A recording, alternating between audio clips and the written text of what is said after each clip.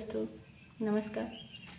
आप लोग कैसे हैं? आशा करती हूँ कि आप लोग अच्छे होंगे दोस्तों, और हम भी ठीक हैं। और आज हम आप लोगों के पास एक बहुत प्यारा सा गीत लेकर आए हैं। नाच गीत आप लोग सुनिएगा, ज़रा ध्यान से सुनिएगा दोस्तों। प्लीज़ दोस्तों, हाथ जोड़कर रिक्वेस्ट है कि वीडियो को मत भगाइएगा। हमारे लिए 2 मिनट ज़रा कष्ट उठा लीजिएगा दोस्तों, क्योंकि हमको भी अपना प्यार आशीर्वाद दीजिए, आगे बढ़ाइए दोस्तों। चलिए सुनिएगा, बहुत प्यारा सा। देखा देखा धोबिनिया के चाल, गठरिया माधुई लुगरी। देखा देखा धोबिनिया के चाल, गठरिया माधुई लुगरी। लइकई गठरी धोबिन ससुर लगे गईली, हो लइकई गठरी धोबिन ससुर लगे गईली।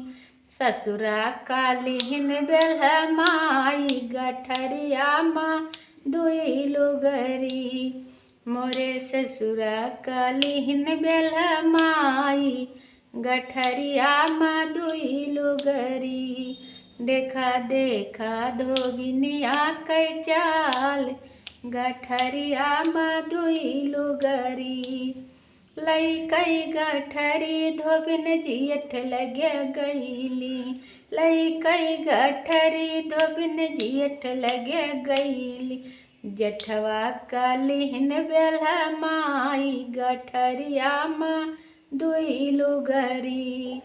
देखा देखा धोबिनिया कै चाल, गठरिया माधुई लुगरी। लइकई गठरी धोबिन देवर लगे गईली, लइकई गठरी धोबिन देवर लगे गईली। देवरौ कालीन भर माई, गठरिया माधुई लुगरी। देखा देखा धोबिनिया कै चाल, गठरिया माधुई लुगरी।